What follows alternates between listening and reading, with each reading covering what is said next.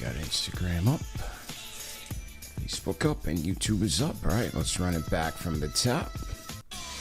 All right, here we go. Salute to Knicks Nation on this Tuesday afternoon.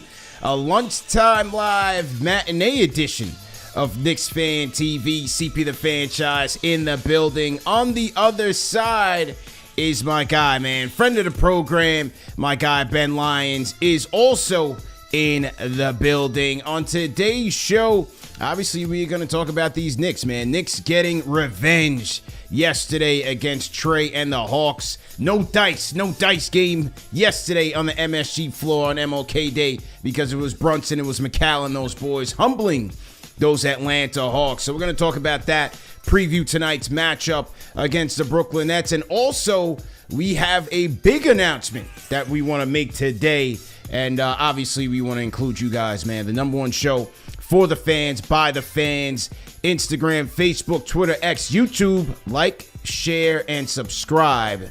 Number one show for the fans, by the fans. Let's get into it, man. No dice. Salute. Ben, how you feeling, man? Frigid day. I'm good. What's up, man? Yeah, I appreciate you jumping on today in the midday show. I know you were in the building yesterday. Let me get my Knicks fan TV. That Royal Blue. So crispy, CP was in the building, so obviously brought good vibes, and it was a great win on MLK Day.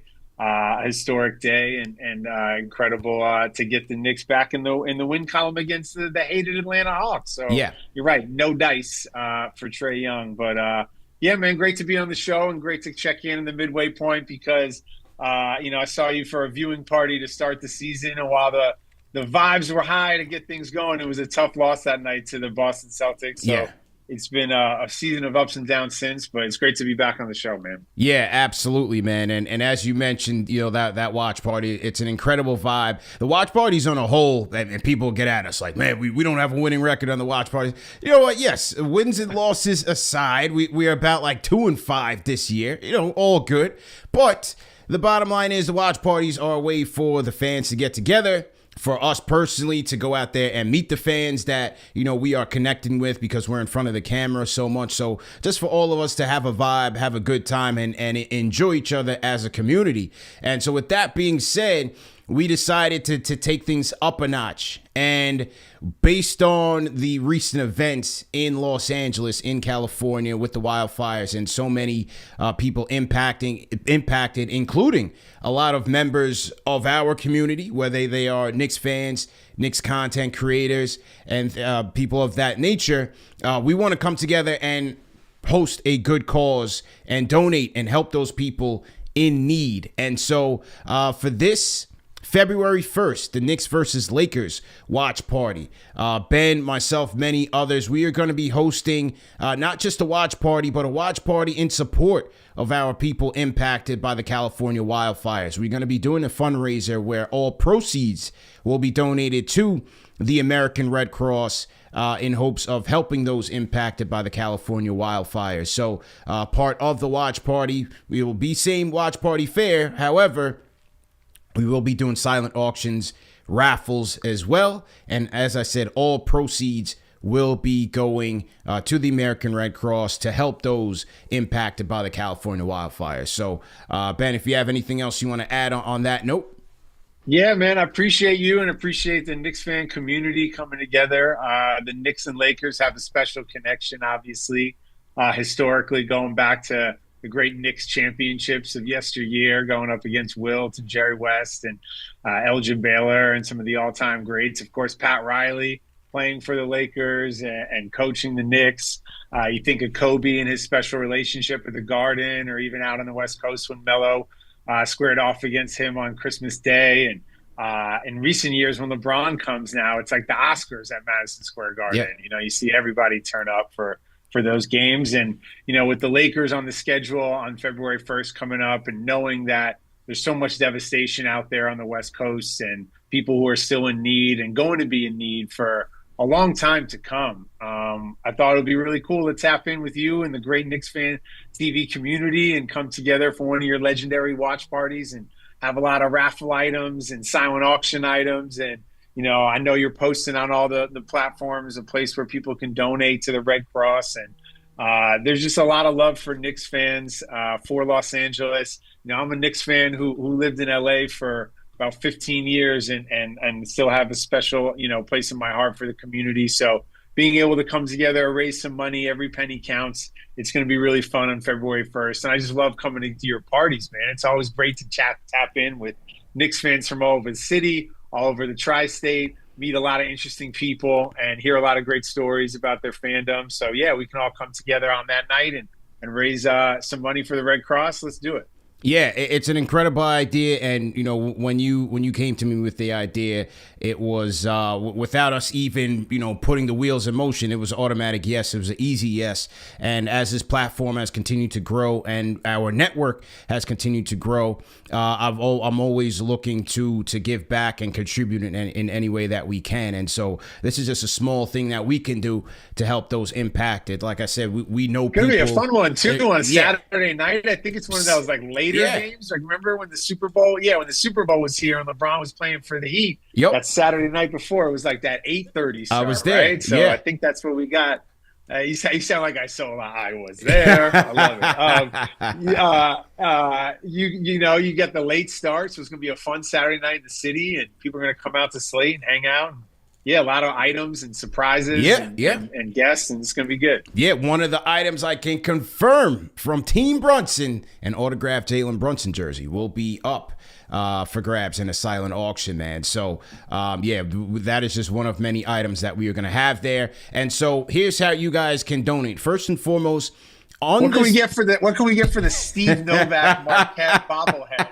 I love you, Steve. What can we get for this? To help the Red Cross. Bring the Novak bobblehead, man. We'll see what we can get for it. But there should be, underneath the YouTube video, there should be, just like how the way that you guys can send super chats, there should be a donation link that will go directly to the Red Cross. There's a super chat link that should go directly to the Red Cross, and we're going to keep that open between now and the day after the watch party. And then also, there's also a link directly to the Red Cross website, which is in the video description below, where you can donate, and anything is appreciated. Now, for the watch party, you guys can go to our website at KnicksFanTV.com. The entry fee, it's going to be a $20 suggested entry fee, and as I said, all entry fees, all monetary donations will be going directly to the Red Cross. All proceeds are going to go directly to the Red Cross from that event. So there's multiple ways that you guys can donate, multiple ways that you guys can contribute. And as Ben said, man, Saturday night, Knicks versus Lakers. Hey, man, there's only one place to be. That's Slate, NYC. And that's where we'll be, man. Going to be a great event. Jeremy Lin was a Friday night against the Lakers, right? Yeah. When Kobe right? That was amazing. That was a big-time one. And now, I don't think too many Showtime Lakers moments in the Garden. A couple of magic no-look passes here and there. And I used to work with the great Michael Thompson, who always loved playing at the world's most famous. And now, we got a good one on Saturday night for JJ Redick's first time coaching in the Garden. Yep. And of course, always a treat to see LeBron, and I guess Bronny. We'll see if Bronny makes a trip. I don't know if he's going to be. Will he bring Bronny with him to get a couple of minutes at MSG? Playing against the Portland Celtics up in Maine or something like that. But maybe he'll make the trip. But maybe he'll bring him in, and LeBron will force mandatory father and son minutes on the Garden floor just to have. Do we get the photo with the Brunsons and the Jameses? The Brunsons and the game mid-court. Yeah, it's at the court. Sweet. We got a nice father-son duo ourselves. Yeah, no question about it, man. So anyway, it's got to be a great time. The links are in the video description, and hopefully we will see Knicks Nation there. But you guys will be hearing a lot about it between now and the game. So once again, appreciate Ben for collaborating on this, and we would appreciate Knicks Nation's involvement to help those in need, man. Devastating what happened out there to our people out there in Los Angeles. So let's help in any way that we can. Okay? All right, so salute to everybody in the chat once again. Hit the like button, hit the share button, subscribe to the channel. I see my franchise channel members in the building. My 2 cents, Billy R. Dexter's in here. Dexter Henry, salute.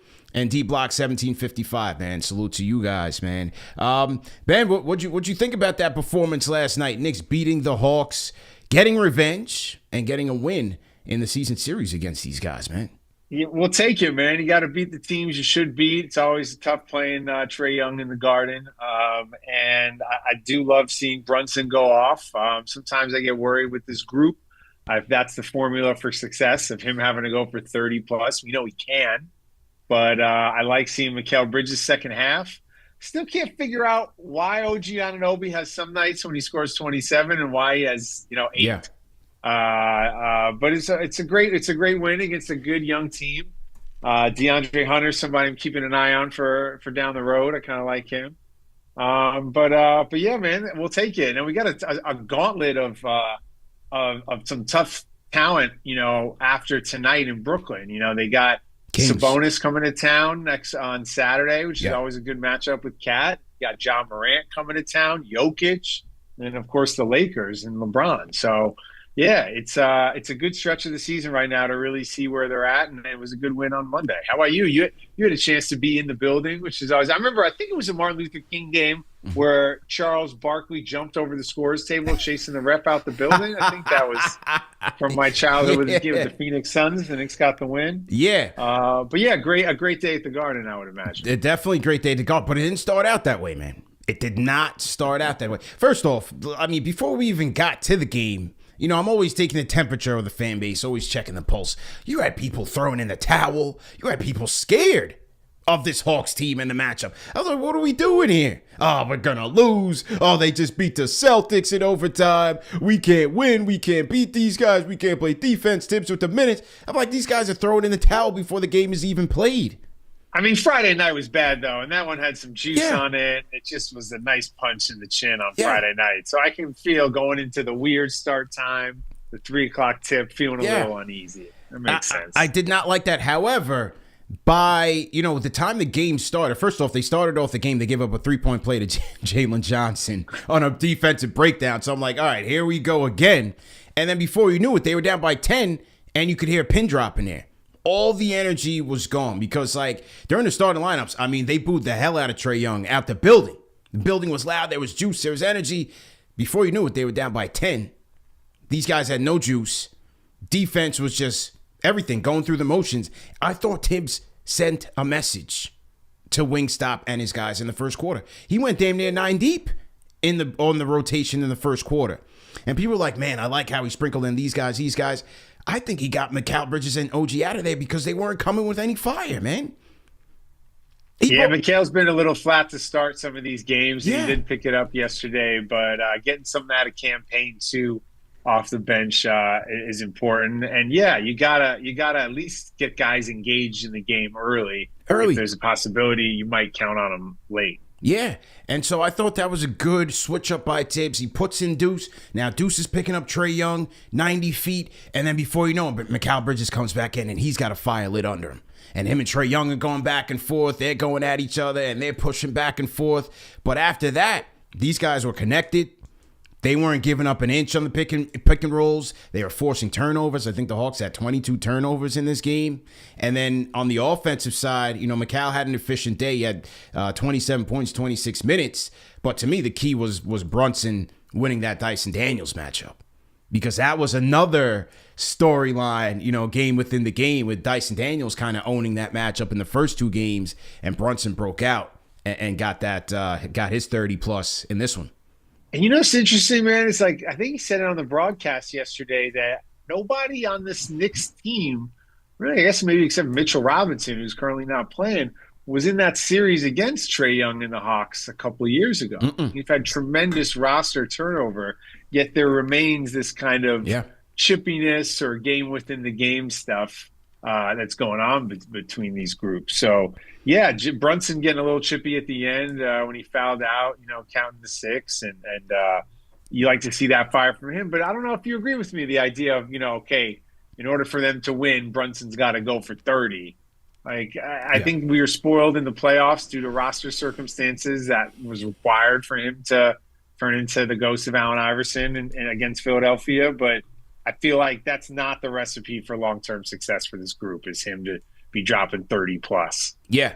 Shout out to Starberry, man. Stephon Marbury. He's on the Guy IG loves it. chat. He's Guy on the loves IG it. chat, man. Guy's in, man. Yeah. He's locked in, Steph. Yeah. Huh? He goes, I'm on the plane flying in, tap it in, my brother. So Steph is on the plane, tap it in with the #1 show for the fans, by the fans. He says, I picture him just watching the show in his glasses. in the Camellos.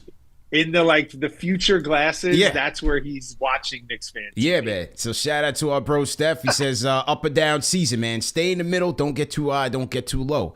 And yeah, that I'm definitely with Steph on that one. But as you said with Brunson, I thought he just did it. Had #1. He wanted to win that matchup against Dyson Daniels. He plays him tough. He plays him physical. He's a smart defender. And so I think Brunson really wanted to get that weight off his back and break out, because Dyson Daniels, he's going to force you to take tough shots. And he did that, and the captain was able to knock it down at an efficient clip. Plus, you have Towns coming back, rusty offensively, even though, flashed out 7 assists. You don't know how his shot's going to be looking with the thumb. As you mentioned, the dog has been quiet. OG hasn't really had much offense. So I think Brunson kind of took the pulse of the team and understood that he had to step it up and be aggressive as a scorer yesterday. And man, let's just always celebrate Josh Hart's rebounding anytime, even a night when he has 9, which I guess for him is a low night. It's ridiculous, man. I was reading that he's leading the NBA in the calendar year 2025 in total rebounds. It's such a privilege to watch him rebound at this rate. And he's 6'4"? Yeah. And he's out there competing and leading the team in rebounds like on a night like last night. And it's just awesome. The guy rebounds like a maniac. And it's really great. That's after it looked like he had some sort of cervical sprain after Friday's game. You guys remember Friday's game against the Timberwolves? He goes down.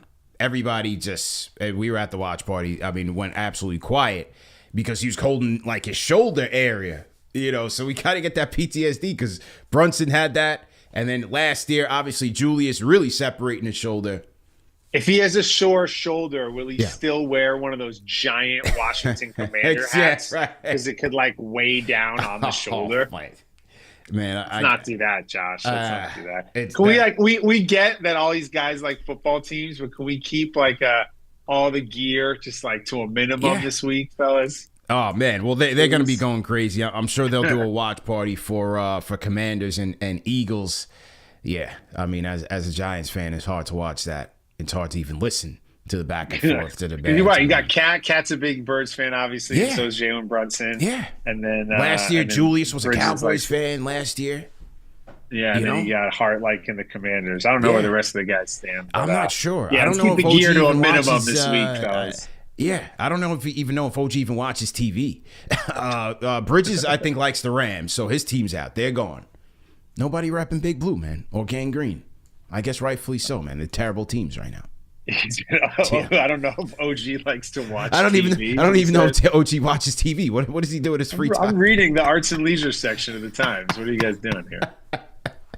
Shout out to the dog. I don't know, man. People are thinking he is tired. He's got tired legs. Doesn't seem to have the same pop. Did he leave it all in Denver after the 40-point game? Haven't seen much. Tough to do it night in and night out, man. And historically, he hasn't played north of 70 games much, I don't think. Yeah. Throughout his career. And you get into that point in the season where, the aches and pains start to add up. And so I hope he's good to go, as we got some of the better teams in the Western Conference. I mean, 3 playoff teams, if the playoffs were to start now, in the Lakers, Nuggets, and Grizzlies coming to town next week. So, it'd be good to see them stack up against some of the NBA's best. And obviously that Saturday night game, you want to be full tilt against the Lake Show. Yeah, no question about it, man. Salute to everybody. It's fun, man. It's fun. I'll check in with you once or twice a year on the show. We're here in almost February. They're third in the East. We know we want more. We know they've underachieved to an extent, but come on, man! This is the fact we're experiencing this in our lifetime. We have to be grateful for. This is where we want to be, man. And that's what I'm saying with the fan base. I've just been preaching patience. I have been on I understand the Debbie Downers. I've been one of those people, but I think from my experience, in running with this channel for 8 years straight now, covering over 500 plus post games. You're going to have peaks and valleys, man. You're going to have ups and downs. You just got to ride the wave. He lets me keep this in the house. You understand? There was no Ron Baker bobblehead. There was no Alfred Payton bobblehead. No Emmanuel Moutier bobblehead. You know what I mean? No Emmanuel Moutier bobblehead. No Tank Commander bobbleheads, man. Noah Vonleh bobblehead, right? So let's be grateful. Got to be grateful. That's how good they are, is that this is allowed to be in our home. Got to be grateful, man. Let me see. Poncha12 on the IG. Salute to you, man. Who we got on the Facebook side? Alex Williams, salute. If you guys are on the lunchtime grind, man, type in #grind in the chat and let us know, man, that you guys are working but hardly working. Shout out Cashmore87 checking in from the UK, Ben. So hey, no sleep on Brooklyn. Now, who knows with these Brooklyn Nets? They could lose by 59 to the Clippers, or they could play the Lakers down to the buzzer. So a young team, it's a second of a back-to-back always. How you feeling about this game, man? Yeah, it's a trap game, man. Rivalry games. There'll be some extra juice in the building. A lot of Knicks fans, obviously. But let's not fall asleep on the Q train from the Garden. Let's make the stop at Barclays and, actually win the game. No Ben Simmons for this one. He's out with an illness, so no Ben Simmons. They're down one person. But you're right, man. We can't, we're coming off a high with this win against the Hawks. A loss to the Nets tonight would throw everything back out the window, man. Teams lost to Chicago twice. Detroit's better, obviously, but they've lost to Detroit. They lost a couple of stinkers already. So let's handle business and everybody get home safe, right? Got to handle business, man, because, the Nets fans, they like to join our midst. They like to hit us up on Twitter, especially after a Knicks loss. Oh, we told you about McAlbertson. Oh, we told you about this. Oh, you guys mortgaged the future. As if, their whole front office transactions have just been, shining gold in their franchise history. Franchise with no championships, and their fans are just chirping left, right, and center, man. So we got to quiet the Brooklyn you already tonight. Getting worked up. A little chippy tonight, right? Yeah, they're going to get a little extra. So let's take care of business. They're just like those annoying little gnats, in the summertime. That's always flying around, man. They just want to be around, I'd love to have Cam Johnson around. You know what I'm saying? Yeah. I'd love to maybe get some more talent from these Brooklyn Nets while they're selling. Cam. They say the Kings. Maybe the Kings are interested in Cam Johnson. We'll see where he goes. He's a good shooter, man. And on a night like tonight, rested, could get up a bunch. Going off the road trip, they're back home. If he goes, if he goes to Cleveland, that'd be a little dangerous too. Oh wow! I think that could be a sleeper. They're serious. Yeah. But then who knows? The Knicks could also win tonight by 45. The game could be over in the middle of the third quarter. This is true. Who knows? This is true, man. If you guys want to call in and chop it up with your boys, man, hit us up on the KFTV Discord. I see OS Jedi in here. I don't know if this is a holdover from last night or he's really in here on the lunchtime live. But OS Jedi, if you are in here, go ahead and unmute your mic. OS Jedi, are you there? Hey, CP, can you hear me? Loud and clear, man. How you feeling, man? Lunchtime live. What's good? Nothing much. I'm just chilling, getting ready to eat some lunch. Nice. Couple notes. I think the Knicks need to win tonight. Sure. I think for the rest of the season, we need to engage with lower level teams and mid level teams and win those games. We need to we're 2.5 games out of second place. Yeah. Might not be able to catch Cleveland, but I'm not sure we should be panicking right now. And my second point is, last night we had a deeper rotation. Knicks fans should be happy right now. Kolek didn't play, I know that. I know the fan base wants Kolek. But we had a 9-man rotation. I think the most somebody played last night was 38 minutes. Let's see. Let's take a look, man. Last night's game, and you're right. He did go 90. But I mean, and that's what I mean by I felt like he sent a message. Landry Shamet, who hadn't played, I think he logged 2 DMPs or didn't play too much. He came in early in the first quarter. Yeah, he came in really early. And here's the thing that's really gonna take our team to the next level. And I say this every single time I call. Mitchell Robinson is really going to center our team. Once we have defense in the paint, we'll be able to protect the perimeter a lot more. Yeah, I can't wait, man. I can't wait for Even the Mitch to come back, stretches, man. even see, give me 12 minutes in a playoff game. Can you give me 16 minutes? Can you know, get up and down a couple times with, Porzingis and make it challenging for him for a few possessions in a series against Boston? That's all you're looking for, I guess, at this point. But Mitchell Robinson, I think the problem too with the bench is not just the lack of minutes, but I feel like there's a redundancy a little bit with the potential of Campaign, Landry Shamet, Deuce McBride. Like, while they're different players, they don't, they're kind of streaky shooters and streaky scorers. And if their shot's not falling, they're not really adding much value. So I think there's some redundancy there on the bench. They're short. I think that's where they have a lot of comment. Like, if you looked at yesterday's game, case in point, DeAndre Hunter, the way he was able to feast, he was shooting right over these guys. No Nick, resistance. Let's speak that into existence a couple years down the road. I've always been a big scouting early. Yeah, I've been a big fan of his since his Virginia days. But yeah, I think they need another wing off the bench. Deuce will still come in and he'll give you way better defense than especially Payne. And so I think Deuce's utility there, he can be versatile, and if he gets his shot back on track, he'll be much better. But Payne, hey, give Payne credit. To me, he's a flip of a coin. He's an erratic shooter, but he was very impactful yesterday's game. 12 minutes, 10 points, 3 assists from downtown. That's what you want from him. 2 assists, 2 steals from Campaign. He was part of that second unit that really gave them energy, which was very big because they were lacking that in the first quarter. He's definitely like the Hall of Fame of guys who you only like them when they're on your team. Yeah. He's up there, man. He's right up there. You like that he's your annoying guy, kind of, Yeah. So it's fun to see him when he's got it cooking and he can make some shots, and he's you go see him play live too. He's got a decent wingspan to him, a little bigger on defense. So shout out to Campaign for a good performance yesterday. But yeah, Hall of Fame for guys you only like when they're on your team. Facts, man. Jedi, man, we'll see you tonight for post game, man. Most definitely. I had one more note I wanted to ask before I leave. I apologize if I'm taking a lot of your time. No, go ahead, man. Okay, so do we have draft picks that we can trade for a forward? Is that something we can do right now? What I'm more concerned about is trading Mitchell Robinson right now when I think he really anchors his team, and I think potential for Defensive Player of the Year if he actually plays an entire season.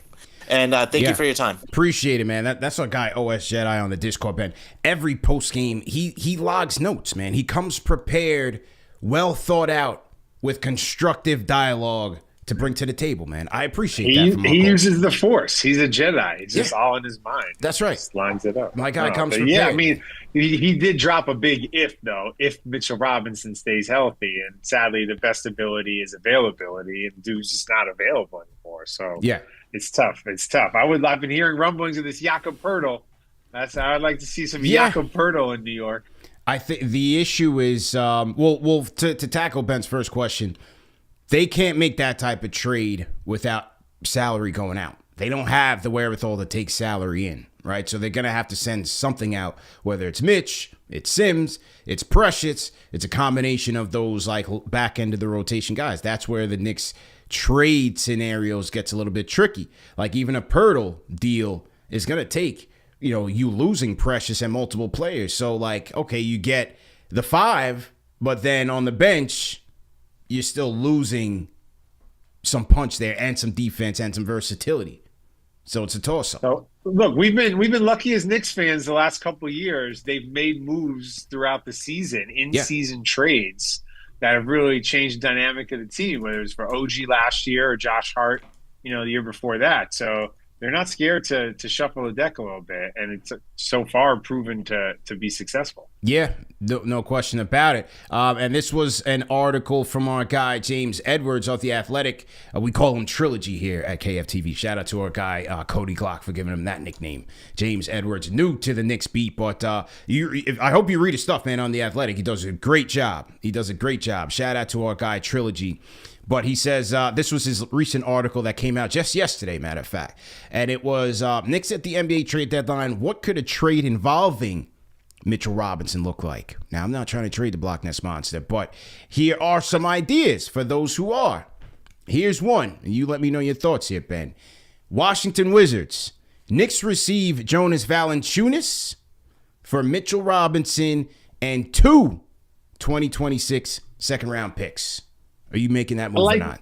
I like the idea of not giving up first-round picks. I think those days are done for Valanciunas.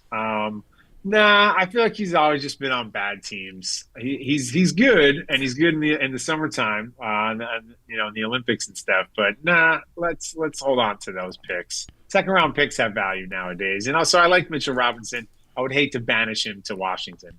I'm with you. Look, Valanciunas, he's an innings eater. I like that. He's going to get you rebounds. He's tough. He can play physical. He has good traits that this team could use, especially as they push in the second half. I still need Mitch and his ability to defend, his offensive rebounding capability.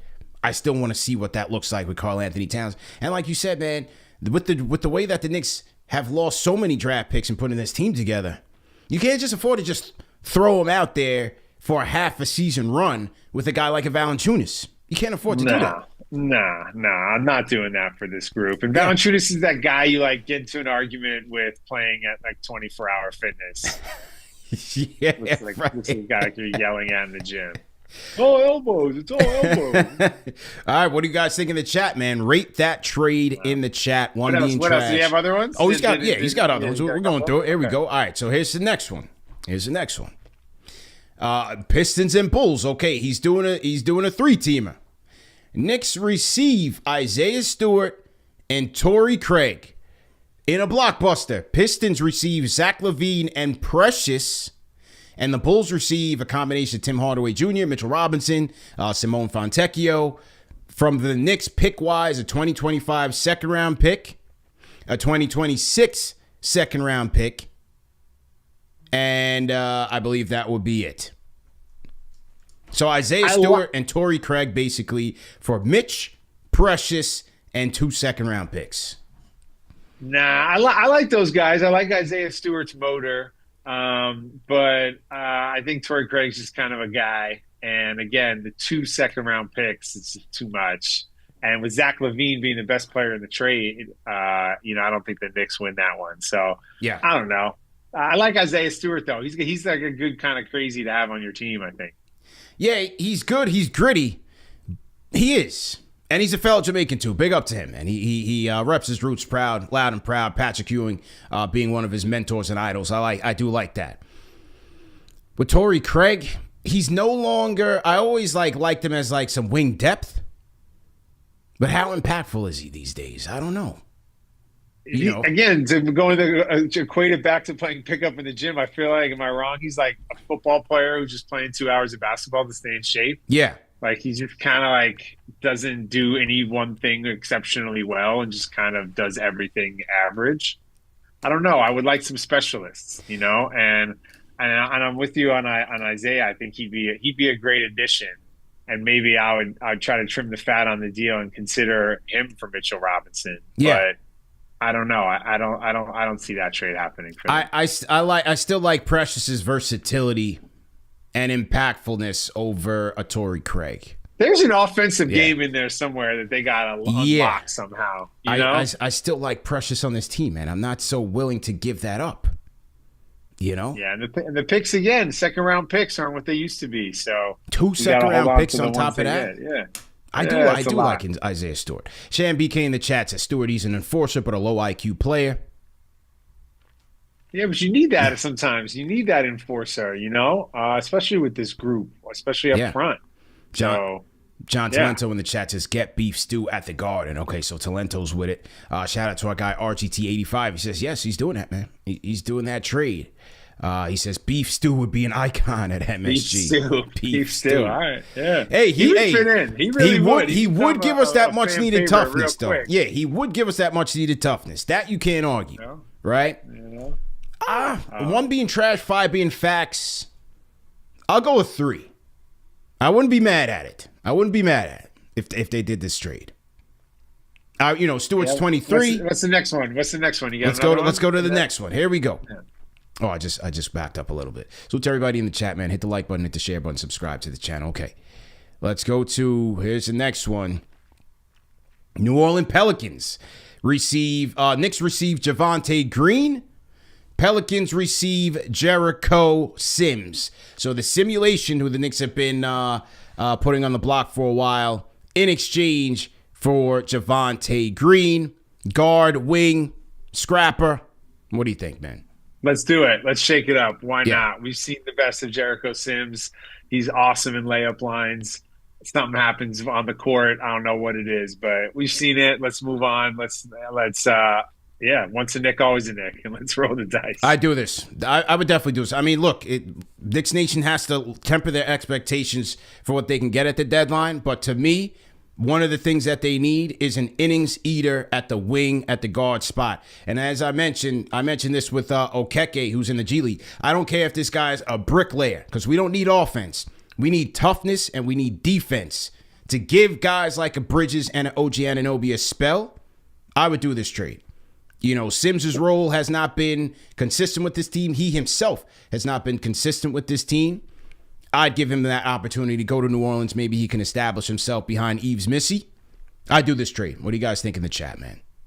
One being trash. Who's that guy? Who's that guy who from the Rockets who went to the Olympics in volleyball? Is that Chase Budinger? Yes. Right? Yeah. I feel like Jericho Sims could go to the Olympics in other sports. He'd be sick in team handball. Maybe he's a backup goalie. Yeah. He water polo, volleyball. That guy could definitely win a medal in another sport. Yeah, that is true. Javonte Green, according to Edwards, says shot 36% from three previous 4 seasons, although on low volume. I would go with it. I would go with it. Yeah, shake it up. Let's shake it up a little bit. So yeah, that's it, man. I mean, of all the trades, I do like that one. Yeah. Yeah, it's tough for to make these big blockbuster trades now. There are all these different crazy clauses and provisions, all these things in the contracts now. I'm not a capologist, but I just hear from everybody that it's harder to make these kind of big trades now than maybe it used to be with the aprons and the player options and all this stuff. Yeah.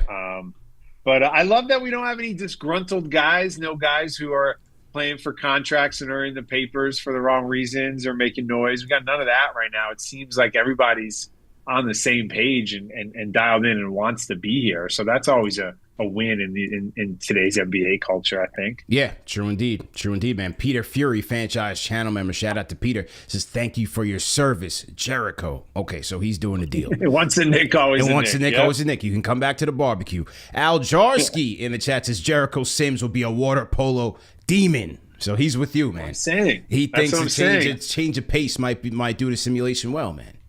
Yeah, come on. You think about it. You're like a goalie, and you're guarding with that wingspan. I don't know why more NBA guys don't do this. True indeed.